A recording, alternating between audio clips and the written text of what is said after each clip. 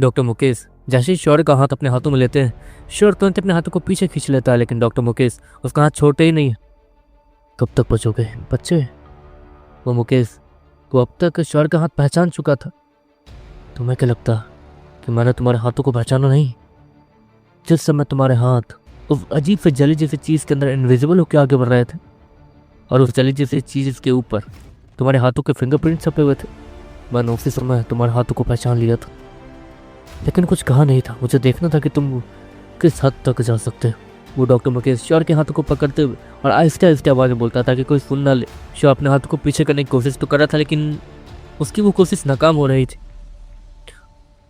ध्यान से, गलती से भी डॉक्टर सोनिया को यह पता चला कि उस समय वहां पर तुम थे तो परेशानी में पड़ जाओगे। बाकी चीज़ों को निपटाना है तो तुम्हारा इंतजार रहेगा। इतना कहने के बाद वो मुकेश खड़ा हो जाता और शौर्य के हाथों को छोड़ देता। वो डॉक्टर मुकेश सच में कमीना और थोड़ा अजीब टाइप था। उसे भी पता था कि वो अजीब सी चीज़, वो अजीब से हरे रंग की बेल जैसी चीज़ वो शौर्य के कहीं ना कहीं शौर्य से छिपा कर रखा है, इसलिए वो शौर्य को अभी कुछ कर नहीं रहा था। दीदी मैं चलता हूँ शौर्य। और डॉक्टर मुकेश की तरफ अपनी आंखों को करते हुए फिर अपनी बहन को देखते हुए कहता, ठीक है तुम लोग जाओ और आराम करो। अनन्या शौर्य से कहती है। शौर्य वो वहाँ जंगल को क्रॉस करते हुए सीधे शहर पहुंचता है, जिसमें से थोड़ा समय तो लगता है, लेकिन पहुंचने के बाद शौर्य कुछ देखता है। वहां पर वो म्यूजियम वो पूरी तरीके से तबाह हो चुका था, सब कुछ बर्बाद हो चुका था।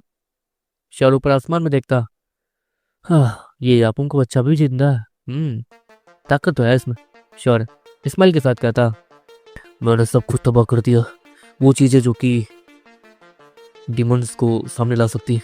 वो यापम शौर्य से कहता, वैसे सब कुछ ठीक तो है ना? वो यापम शौर्य से कहता।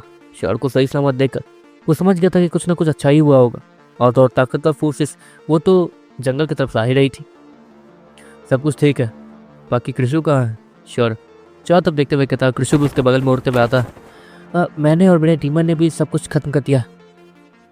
कृषु और उसका डीमन उस समय वहां से भाग गए थे क्योंकि उन्हें एक अजीब सी प्रेजेंस मिली थी। वैसे कृषु इतना कहते हुए शांत हो जाता है। आगे बोलो। श्योर उससे आगे बोलने के लिए कहता,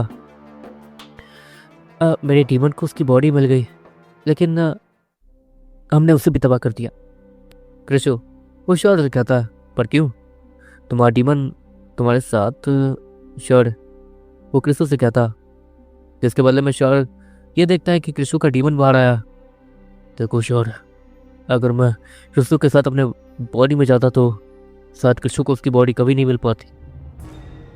अब मैं ऐसे ही खुश हूँ और अपने बॉडी को भी तबाह कर दिया है, तो अब कोई भी उम्मीद भी मेरे अंदर बाकी नहीं है, तो मैं इसी के साथ रहना चाहता हूँ।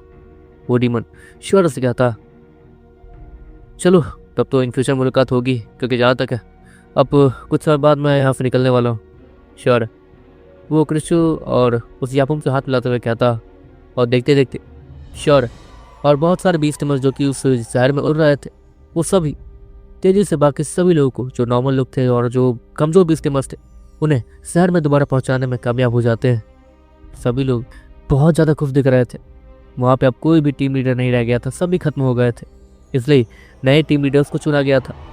देखते देखते श्योर और मैगरॉन कुछ समय तक आराम ही करते हैं, जिसके बाद रात में वो लोग पुराने समय में जाते हैं और पहले अपने लिए रहने के लिए एक अच्छी सी जगह ढूंढते हैं, जो कि उन्हें मिली ही नहीं थी।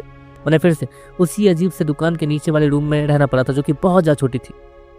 क्या ज़िंदगी है यार, यहाँ पे कुछ करने वाले हो भी या नहीं? मैगरॉन वो गुस्से में कहता, वो लोग अभी कुछ समय पहले इतने बड़े बड़े हीरो बन के आए हैं और यहाँ पर एक दुकान के नीचे रह रहे हैं, वो भी दुकान की रखवाली के बदले, और बहुत ज़्यादा अजीब था ये। मैगरॉन श्योर कहता, आज उस आदमी ने तो दुकान खोला भी नहीं था, वो सोने ही चला गया था।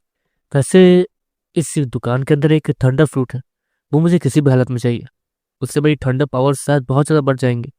श्योर वो मैगरॉन से कहता, अच्छा पावर बढ़ जाएंगी, लेकिन शायद उस फ्रूट को खरीदने के लिए 2000 नील पत्थर भी चाहिए। 2000 नील पत्थर? कैसे कमाओगे? हमारे पास एक नील पत्थर भी नहीं है। बैकग्राउंड श्योर पे चिल्लाते हुए कहता, चिल्लाना बंद करो, है तो किसी टाइप की करेंसी अपने पैसा ही ना, कमाने का तरीका होगा ही। बाहर आज वही पता करने चलते हैं। वैसे भी इनके दुकान पे कुछ ज़्यादा कुछ है नहीं। सारी चीज़ों को एक बैग में डाल देते हैं और यही दुकान के लिए छिपा देते हैं, कोई परेशानी नहीं होगी। श्योर, मैकडॉनल्ड्स कहता। इतना दिमाग लाते कहाँ से हो तुम? मैकडॉन श्योर से कहता। श्योर, उसके दुकान की हर एक चीज़ एक अजीब से पोटली में बंद करके उसे दुकान के नीचे वाले रूम में छिपा देता, ताकि वो चोरी ना हो सके। और वो दोनों वहां से निकल जाते हैं। वहां से आगे बढ़ते बढ़ते श्योर और मैगन को और भी बड़ी बड़ी दुकानें मिलती है जो कि कमाल की थी। वैसे महल राइट साइड में है, हम लोग वहां नहीं जा सकते हैं क्या? श्योर, मैगन से कहता। पूछ तो ऐसे रहो जैसे कि मैं यहाँ साधु से रह रहा हूँ, किसी और से पूछना होगा। मैगन श्योर से कहता। सुनिए। श्योर एक अंकल को अपने तरफ आते हुए देखता, जो कि थोड़ा बूढ़ा टाइप लग रहा था। हाँ बच्चों बोलो। वो आदमी श्योर ने तो उसे थोड़ा सा अप्रोच किया था, अगर वो सुनता तो सुनता, नहीं सुनता तो नहीं सुनता, लेकिन वो तुरंत ही मुड़ के श्योर के पास आ गया था। मेरा ये कहना है कि क्या हम लोग नील पत्थर कैसे कमा सकते हैं? श्योर उस आदमी से कहता। तो जैसे बच्चों को नील पत्थर का क्या काम? वैसे बच्चों लोगों को काम करने की इजाज़त नहीं है यहाँ पर। वो आदमी श्योर और मैगन से कहता, क्योंकि यहाँ पर बच्चों लोगों के लिए सब कुछ फ्री है, खाना पानी वगैरह ये सब कुछ फ्री है, जिससे तुम जिंदगी जी सकते हो यहाँ पर। वो आदमी श्योर और मैकडॉनल्ड्स कहता। "आ, मैं आपको कैसे समझाऊं, लेकिन अगर मुझे महल जाना हो तो? श्योर उस आदमी से कहता। महल? सपने देख रहे हो? मैं खुद बचपन से लेकर अब तक बड़ा हो गया, अब तक महल नहीं गया, तुम्हें महल जाना है? महल जाने के लिए तुम्हें टावर फाइट्स में हिस्सा लेना होगा। अगर जीते, अगर टॉप 10 या फिर टॉप 100 भी आ जाते हो तो तुम्हें महल में बुला लिया जाएगा ट्रेनिंग के लिए। तो समझ गए तुम्हें कैसे महल जाना है? वो आदमी श्योर से कहता। लेकिन टावर्स में तो स्टूडेंट्स वगैरह रहते हैं ना। लेकिन मैं श्योर वो ये जानना चाहता था कि टावर फाइट के लिए टावर्स का होना जरूरी है, मतलब एक तरीके से टावर का मेंबर होना जरूरी है। आह, कितने बच्चे हो, अब तक कुछ पता ही नहीं किया तुमने। हाँ, तुम्हें अगर टावर फाइट करनी है तो तुम कर सकते हो, बस तुम्हारी उम्र वो 30 से नीचे होनी चाहिए बस। वो आदमी श्योर से कहता। 30 से नीचे मतलब वहाँ पे 28-29 साल के लोग भी होंगे? बैकग्राउंड उस आदमी से कहता। हाँ। वो आदमी नॉर्मली कहता। आपकी उम्र कितनी है? बैकग्राउंड उस आदमी से कहता। वो आदमी वो थोड़ा अपसेट दिखने लगता। मेरा मजाक उड़ा रहे हो हाँ कि मैं? वो आदमी बैकग्राउंड से कहता। अरे नहीं नहीं नहीं, ऐसी बात नहीं है, अगर आपके पास थोड़ा एक्सपीरियंस हो तो हमारे साथ शेयर कर देते तो। बैकग्राउंड वो उस आदमी से कहता। एक्सपीरियंस लेके भी क्या करोगे? वैसे भी टूर्नामेंट अभी 1 हफ्ते बाद ही है, 1 हफ्ता पूरा पड़ा हुआ है। बस तुम लोग बच्चे लोग जिनके पास वीडियो कॉल भी नहीं है, वो उस टूर्नामेंट में हिस्सा लेने की सोच रहे हैं सिर्फ महल में जाने के लिए? क्यों, महल में कोई पसंद आ गई है क्या? वो आदमी हंसते हुए कहता। नहीं ऐसी बात नहीं है। हाँ मतलब सुना है कि महल में बहुत सारे नील पत्थर है, अगर हम वहाँ पे काम करते हैं तो हमें नील पत्थर मिलेंगे, वो भी बहुत ज़्यादा तादाद में। तो श्योर वो उस आदमी से कहता। तो बच्चों के दिमाग के अंदर नील पत्थर वाली लालच कहाँ से रही है? समझ नहीं आता। देखो, महाराज के कुछ सैनिक कल दौरे पे आने वाले हैं, तो उनके सामने कुछ ऐसा वैसा मत बोल देना, वैसे भी तुम लोगों को देख के ही डर लग रहा है मुझे। वो आदमी इतना कहते हुए उन दोनों के सर को फैलाता और वहां से निकल जाता। अरे यार ये तो। श्योर अपने बालों को ठीक करते हुए कहता। उस आदमी के हाथ हाथ थे या पत्थर भगवान जाने। श्योर और मैगन के सर ऐसे लग रहे थे जैसे कि वहां पर कोई पत्थर रगड़ के गया। यहाँ तो आ गए हैं, लेकिन बाहर कैसे जाएं? कम से कम जंगल वगैरह एक्सप्लोर कर लेते, आसपास क्या है क्या नहीं पता कर लेते तो। श्योर मैकडॉनल्ड्स कहता। उसके बारे में भी पता करना होगा, वैसे भी दरवाजे पे मौजूद सैनिक तो हमें पहचानते ही हैं, तो वहां चल के देखते हैं। मैकडॉनल्ड श्योर कहता। यह कबीला अभी भी बहुत बड़ा था और घूमते घूमते कब दिन हो जाएगा पता भी नहीं चलेगा, इसलिए घूमने से अच्छा श्योर और मैकडॉनल्ड अपनी ताकतें बढ़ाएं तो वो ज्यादा ठीक रहेगा। देखते देखते श्योर और मैकडॉनल्ड उसी दरवाजे के पास पहुंच जाते हैं जहाँ पे 2 सैनिक खड़े थे। देखिए आपको तो पता ही है कि हम बादशाह हैं, तो क्या आप हमारी मदद कर सकते हैं? मैकडॉनल्ड उस सैनिक से कहता। नहीं। वो सैनिक सीधे मुंह पर ना बोल देता। देखिए हमें बस शिकार के लिए जाना है, तो हम जाते हैं और फिर आ जाएंगे। मैकडॉनल्ड फिर से कहता। कुछ देर बाद एक ग्रुप शिकार के लिए जाने वाला है, उनके साथ चले जाना। यहाँ पर ऐसा ही होता है, कोई भी अकेले नहीं जा सकता समझे। यहाँ तुम्हें अपना एक ग्रुप बनाना होगा जिसके साथ तुम शिकार पे जा सकते हो। ग्रुप बनाने के बाद तुम्हें सबसे पहले शिकार पे जाने की परमिशन चाहिए होगी, जो कि तुम्हें सिर्फ वो दे सकते हैं। वो सैनिक श्योर से कहता, वो कौन? श्योर उसी सैनिक से कहता, लेकिन वो सैनिक कोई जवाब नहीं देता। अरे यार, ये तो कुछ घंटे बाद कुछ लोग शिकार पे जाने वाले हैं, लगता है हमें यहीं वेट करना होगा। मैग्रॉन श्योर से कहता, और देखते देखते वहां पे कुछ घंटे बाद एक ग्रुप आता है जो कि बहुत सारे हथियार लेके आया था और लड़ने के लिए तैयार लग रहा था। ग्रुप में एक लड़की और 4 लड़के थे, करीब 5 लोग। श्योर और मैग्रॉन तो इन दोनों के सामने आ जाते हैं। सुनिए, आप लोगों को थोड़ा अजीब लगेगा, लेकिन हम लोग भी आपके साथ जाना चाहते हैं शिकार पे। श्योर और मैग्रॉन उन 5 लोगों से कहता है, लगता है बच्चों को जंगल में घूमना है। वो लड़की वो श्योर और मैग्रॉन को देखते हुए और फिर बाकियों से कहती है, देखो लड़के, हमारे साथ चलना है तो हम ले जाएंगे, लेकिन तुम्हारी जान की कीमत हमारी नज़रों में थोड़ी भी नहीं है, तो वो तुम्हारे ऊपर, समझे? एक लड़का वो आगे आते हुए कहता, वो बहुत ज़्यादा यंग था। वो श्योर और मैग्रॉन के सर को सहलाते हुए कहता, हमें चलेगा, हमें बस बाहर जाना है और साथ में अंदर आना है बस। श्योर उसे लगा नहीं था कि ये लोग इतनी आसानी से मान जाएंगे। ठीक है चलो, लेकिन बदले में हमारे कुछ हथियार उठाने पड़ेंगे। उठ तो जाएंगे ना? वो आदमी वो लड़का श्योर से कहता, जी। श्योर वो बड़े बड़े हथियार को देखते हुए कहता, जो कि बड़े बड़े हथौड़े और कमाल के हथियार थे। श्योर उनमें से एक बड़े से हथौड़े को उठाता। श्योर उससे आसानी से उठा पाया था, लेकिन वो ऐसा दिखाता है कि उसे उठाने में परेशानी हो रही है। अभी से ताकत है तुम्हारे अंदर तो लगता है जब नीरू को जनरेट करोगे अब तो बहुत आगे निकल जाओगे हमसे भी। शाबाश। वो लड़का देख के हैरान था कि श्योर उस हथौड़े को कम से कम उठा पा रहा है। दूसरी तरफ श्योर जानता था कि ये हथौड़ा नॉर्मल नहीं है, इसका भार चलो कोई ना कोई सह ही लेगा, लेकिन इसके हथौड़े के अंदर एक अजीब सी पावर भी थी। लगता है ये लोग अपने एलिमेंट का इस्तेमाल करके कमाल के हथियार भी बनाते हैं। इस हथियार के अंदर तो एलिमेंट भरा हुआ है, वो भी डरावना, मतलब फायर एलिमेंट। अगर इससे किसी पर हमला किया तो सामने वाले की बॉडी के अंदर आग ही आग, शायद ऐसा कुछ। श्योर है मन मन सोचता है। देखते देखते सामने का दरवाजा खुल जाता है।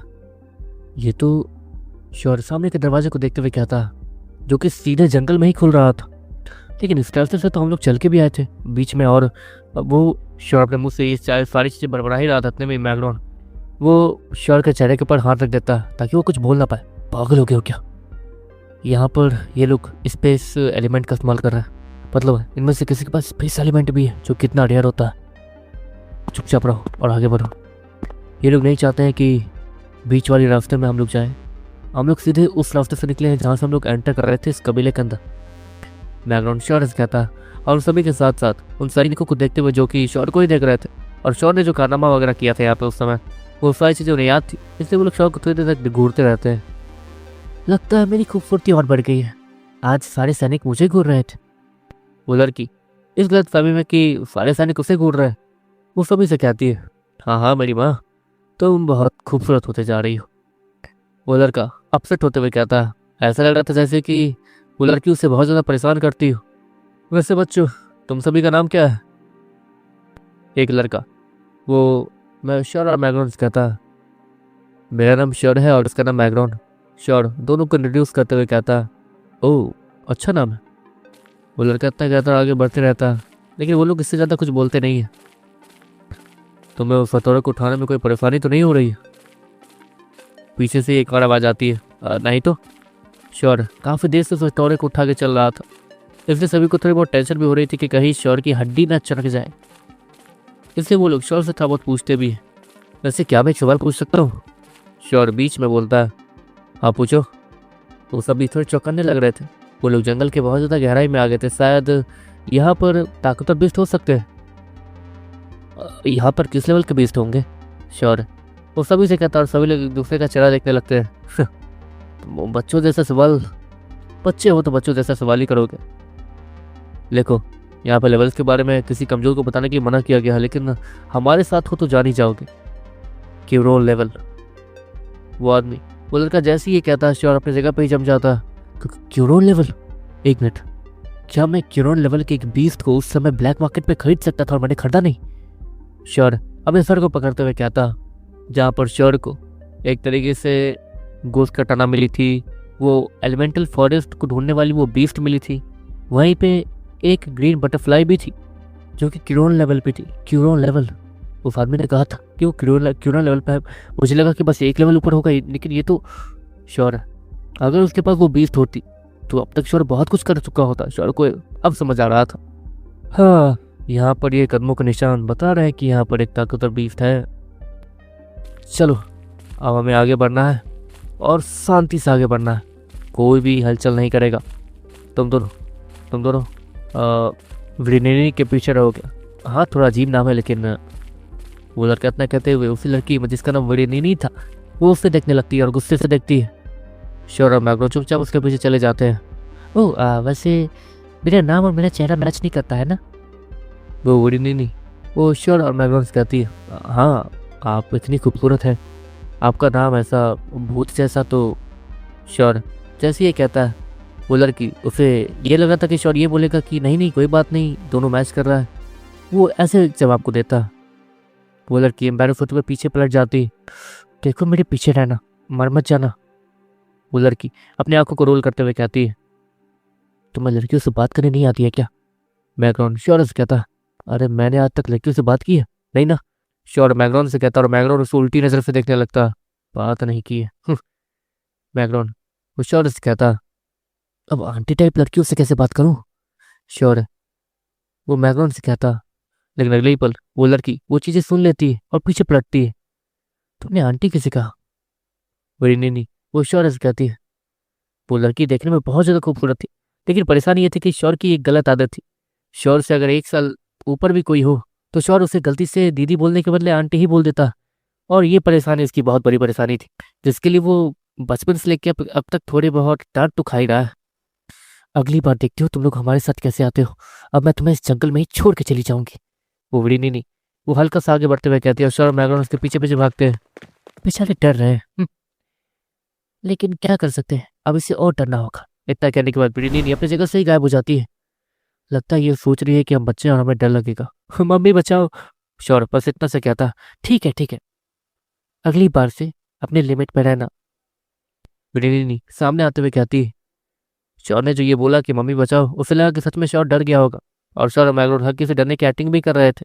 ऑफकोर्स वो लोग ग्रुप की तरह आए हैं तो वो लोग ग्रुप की तरह ही रहेंगे। वहां पर वो बाकी के 4 लड़के नहीं दिख रहे थे। वैसे आपके मेंबर्स कहाँ गए? श्योर विनिनी से कहता, देखो मेरे होते हुए तुम्हें कुछ नहीं होगा, बाकी वो लोग सारी चीजें संभाल ही लेते हैं। तो वो लड़की वो इतना करते हुए आगे बढ़ती है। ये तो बहुत केयरलेस है। मैग्रॉन श्योर के कानों में कहता। वो लड़की फिर से पीछे पलटती है। मैग्रॉन अपने सर को नाम हिलाता और श्योर की तरफ इशारा करता। मैं केयरलेस नहीं हूँ, मुझे बस अपने दोस्तों पे भरोसा है। वो लड़की स्माइल के साथ कहती है और आसमान में देखती है। लगता है उन्होंने आपकी कभी कई बार जान बचाई है, क्यों? श्योर उसी लड़के से कहता, हाँ कई बार। शायद आज मैं जिंदा भी हूं तो उनकी वजह से ही जिंदा हूं। वो लड़की अपने हाथों को लेफ्ट राइट करते हुए कहती है, जैसे कि वो बहुत खुश लग रही हो पुरानी चीजों को याद करके।